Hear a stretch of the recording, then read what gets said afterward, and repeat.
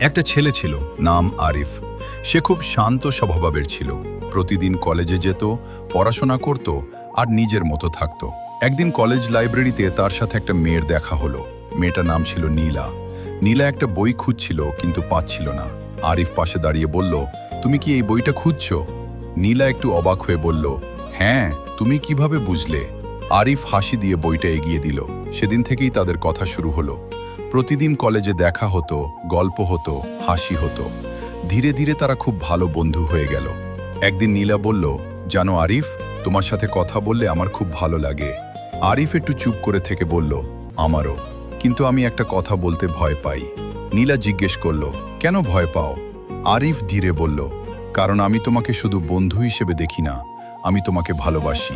নীলা কিছুক্ষণ চুপ করে থাকলো, তারপর হেসে বলল, আমি তো অনেক দিন ধরেই এই কথাটা শুনতে চাইছিলাম। সেদিন থেকে তাদের গল্পটা শুধু বন্ধুত্বে থেমে থাকলো না, একটা সুন্দর ভালোবাসার গল্পে পরিণত হলো।